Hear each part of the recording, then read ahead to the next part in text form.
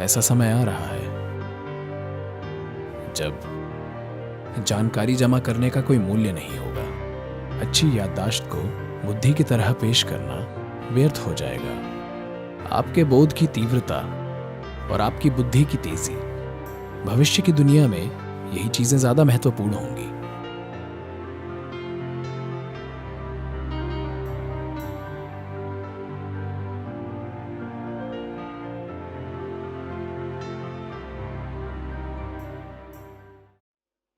हम ऐसे समय में हैं कि शिक्षा के मामले में हम एक मोड़ पर हैं। आज शिक्षा के बारे में ना सिर्फ हमारी बुनियादी सोच बदलना जरूरी है, बल्कि शिक्षा में पूर्ण परिवर्तन जरूरी है। एक ऐसा समय आ रहा है जब जानकारी इकट्ठा करने का कोई मूल्य नहीं होगा। एक ऐसा समय आ रहा है जब एकत्रित जानकारी को ज्ञान की तरह पेश करना अतीत की बात होगी। अच्छी याददाश्त को बुद्धि के रूप में पेश नहीं किया जाएगा, जो कि आज की शिक्षा प्रणालियों की बुनियाद है। जिसकी याददाश्त अच्छी होती है उसे सबसे बुद्धिमान व्यक्ति कहा जाता है। खैर, आज आप जानते हैं कि आपके सेलफोन की याददाश्त आपसे बेहतर है। हमारे कुछ फोन 600 GB के हैं। यकीन मानिए आप में वैसी याददाश्त नहीं है। आपके बोध की तीव्रता और आपकी बुद्धि की तेजी, ये चीजें आपके दिमाग में भरी मेमोरी से ज्यादा जरूरी होंगी। ये एक अच्छा समय है, बहुत अच्छा समय, इंसान के इस बोझ को उतारने के लिए, क्योंकि This cargo of so-called knowledge is killing human beings. यह नाम के ज्ञान का बोझ इंसान को मार रहा है। एक बच्चे के दिमाग में जानकारी ठूंसकर हम कई तरह से उसके जीनियस को मार रहे हैं, जो हर इंसान में होता है। इंसानी बुद्धि की प्रकृति अलग है। हमें याददाश्त को कभी बुद्धि नहीं मान बैठना चाहिए। हर इंसान के पास जीनियस का एक अंश होता है। सवाल बस यही है, क्या हम उस विशेष जीनियस के बाहर आने के लिए उसे सही तरह का माहौल दे पाएंगे? यही चुनौती है। यही समय है जब आप सभी शिक्षा से जुड़े लोग ऐसे मुकाम पर हैं जहां आप जितनी जल्दी अपनी शिक्षा प्रणाली को बदलेंगे, हमारे बच्चे भविष्य की दुनिया के लिए उतने ही बेहतर तैयार हो पाएंगे।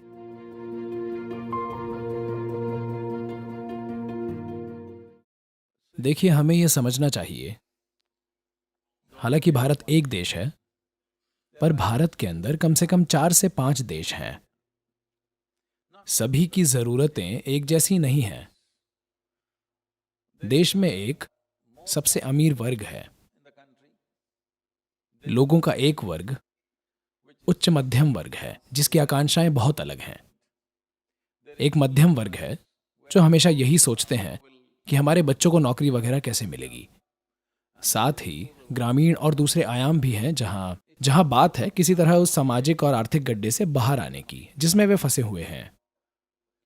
हम इन सभी वर्गों को ऐसे नहीं देख सकते कि वह एक हैं। ऐसा करना गलत होगा। समान शिक्षा के नाम पर हम ऐसा कर रहे हैं। मैं इसके पीछे की सोच समझता हूं, पर यह प्रैक्टिकल नहीं है। इसी वजह से भारत के छात्र विदेश जा रहे हैं और विदेशी विश्वविद्यालय उन्हें 24 अरब डॉलर की शिक्षा देकर पैसे कमा रहे हैं। यह बहुत जरूरी है कि हम समाज के हर वर्ग को मदद दे पाएं। अगर हम ये मदद नहीं देंगे तो हम अलग अलग तरह के मनुष्य तैयार नहीं कर पाएंगे जो खुशहाल देश के लिए जरूरी हैं। हमें लीडर्स चाहिए, हमें वैज्ञानिक चाहिए, हमें शिक्षक चाहिए, हमें इंजीनियर चाहिए, हमें किसान चाहिए, हमें शिल्पकार चाहिए। हमें देश को बनाने के लिए कई तरह के लोगों की जरूरत है। देखिए, 60 और 70 के दशक में ऐसा समय था जब हम इस देश को पढ़ाने के बारे में सोचते थे, क्योंकि जब अंग्रेज चले गए तब हमारी आबादी के सिर्फ 7% लोग पढ़े लिखे थे, बाकी अनपढ़ थे। तो हमारा लक्ष्य बस यही था, लोग कागज पर अपना नाम लिख पाएंगे। यही हमारा फोकस था। हमें समझना चाहिए कि हमारे देश की शिक्षा ऐसे बनाई गई थी क्लर्क बनाने के लिए। उन्होंने पाया कि भारतीय दुनिया भर में अच्छे क्लर्क बनते हैं, क्योंकि वे पूरी दुनिया को जीतने की योजना बना रहे थे। ये शिक्षा अंग्रेजी महारानी के अफसरों ने तैयार की। हमने कुछ बदलाव किए हैं, पर हमें और बड़े बदलाव करने होंगे। मैं कह रहा हूं, ये शायद आपको कड़वा लगे, पर मैं कह रहा हूं, भाषा के अलावा अंग्रेजों की शिक्षा का हर पहलू बदलना जरूरी है। अंग्रेजी भाषा दुनिया का पासपोर्ट है, यह भाषा रखनी चाहिए। बाकी सब कुछ हटाना जरूरी है, क्योंकि वो एक खास मकसद से बनाई गई थी। तब हुक्म मानना बुद्धि से बड़ा था। यह अपने बच्चों की परवरिश का तरीका नहीं है, ये गुलामों की परवरिश का तरीका है। पर अब इसे पलटना शुरू करने का समय आ गया है। हम इसे अचानक नहीं बदल सकते, वरना चीजें बिगड़ जाएंगी। We have to start turning it around, start working towards that adarsh or the ideal. हमें इसे बदलना शुरू करना होगा, उस आदर्श की ओर जिसके बारे में हम सोच रहे हैं। खेल, कला, संगीत, नाटक, जीवन का हर आयाम इस देश का खजाना है ना? तो लाखों लोगों को एक स्तर तक शिक्षित करना एक बात है, ऐसी काबिलियत वाले बच्चों पर विशेष ध्यान देना एक अलग बात है। अगर हम ऐसा ना करें तो हमारे पास महान वैज्ञानिक नहीं होंगे, महान मैथमेटिशियंस नहीं होंगे, हमारे देश में कुछ भी सार्थक नहीं होगा। इस संस्कृति को हमेशा ऐसा पोषण मिला है। हम इस देश में कई सबसे महान मैथमेटिशियंस, महान संगीतकार, महान नर्तक केवल इसलिए पैदा कर पाए क्योंकि जो लोग संगीत सीखने के लिए उन घरानों में जाते थे, वे केवल संगीत और संगीत ही सीखते थे। अगर हम ऐसा नहीं करते हैं तो हम किसी भी क्षेत्र में महानता पैदा नहीं कर पाएंगे। सब हर चीज के छोटे टुकड़े जान पाएंगे, पर वे किसी चीज में अच्छे नहीं होंगे।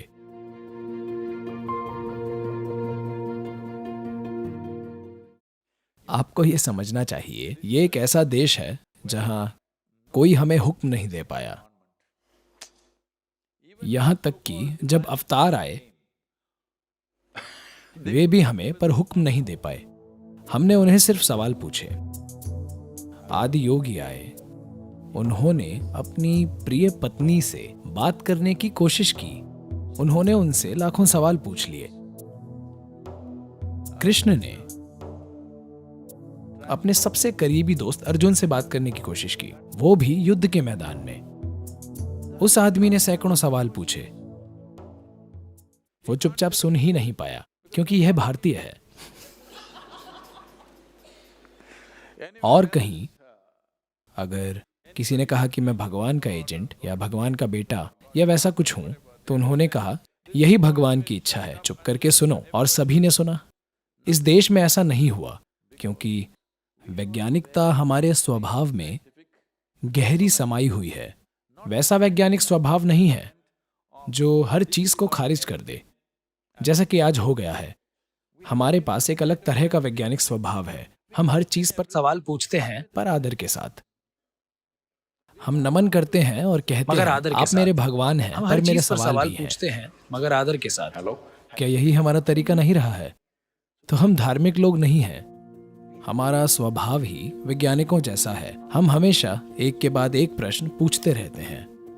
आपको स्कूलों में इसे नहीं मारना चाहिए, उन्हें सवाल पूछने चाहिए। स्कूल की किताबों में लिखी चीज परम सत्य नहीं है।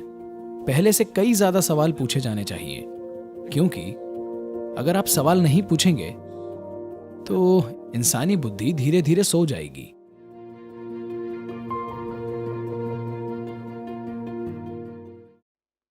आपको ऐसा इंसान बनना चाहिए कि आपको कुछ भी ना कहना पड़े। आप वैसे व्यक्ति बनिए कि हर कोई आपके जैसा बनना चाहे, सभी बच्चे आपके जैसा बनना चाहें। तो यह आपके लिए काफी कसरत है। आपको उनकी तरह नाचना सीखना होगा, उनकी तरह गाना गाना होगा, उनकी तरह बोलना होगा। फिर वे कहेंगे वाह, मुझे ऐसा बनना है। तो ऐसे बनिए कि वे आपसे प्यार करने लगें। उनसे कुछ मांगिए मत। अगर आपको कोई प्यार करे तो आपको क्या करना चाहिए? आपको थोड़ा चमकना चाहिए। हेलो, हाँ या ना? आपको थोड़ा चमकना चाहिए। कैसे चमके मैं नहीं बताऊंगा, क्योंकि अलग माहौल में आपको अलग तरह से चमकना होगा।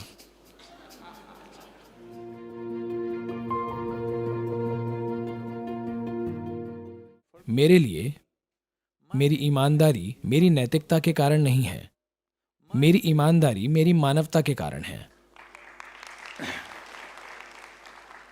यही एकमात्र मूल्य हम में होना चाहिए कि हम इंसान हैं। बाकी सभी मूल्य हमने खुद बनाए हैं, है ना? जरूरी बात यह है कि हम कभी भी अपनी मानवता से समझौता ना करें, क्योंकि कई बार हमारी नैतिकता, हमारे मूल्य, हमारे नियम हमारी मानवता के खिलाफ होते हैं। नाम के नैतिक लोग एक दूसरे के साथ अमानवीय चीजें कर रहे हैं, है ना? हेलो? धर्म के नाम पर, नैतिकता के नाम पर, नियमों और मूल्यों के नाम पर लोगों ने एक दूसरे के साथ भयानक चीजें की है ना? तो मानवता का क्या मतलब है? देखिए, इस धरती का हर प्राणी अपनी स्वाभाविक बुद्धि से जीता है। उनमें कोई नैतिकता, कोई मूल्य, कोई फिलॉसफी या धर्म नहीं होता।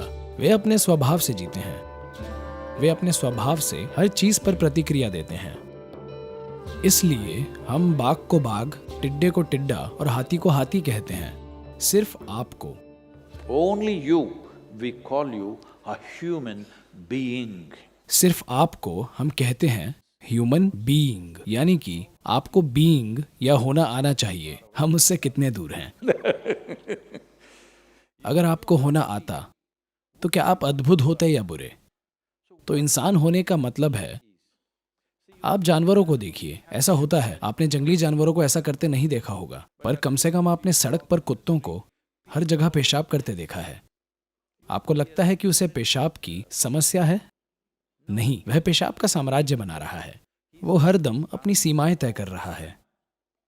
तो मानव होने की बुनियादी बात यह है कि हम यहां अपने अंदर सीमा का भाव लाए बिना जी सकते हैं। दूसरे सभी प्राणी ऐसे जीते हैं, क्या मेरा है और क्या मेरा नहीं है, ये मेरा एरिया है, वो तेरा एरिया है।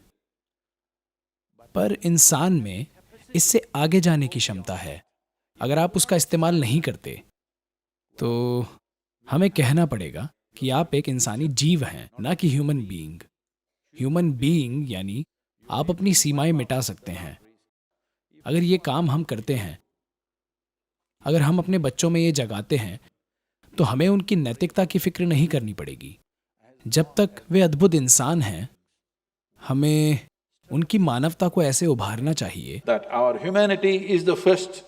हमारी मानवता ही हमारे अस्तित्व का चेहरा हो, बाकी सब इसके बाद हो। मेरी पसंद नापसंद, मेरी नैतिकता, मेरे मूल्य, मेरी आस्था, मेरे देवता, मेरे देवदूत, मेरा स्वर्ग, सब हमारी मानवता के बाद आए।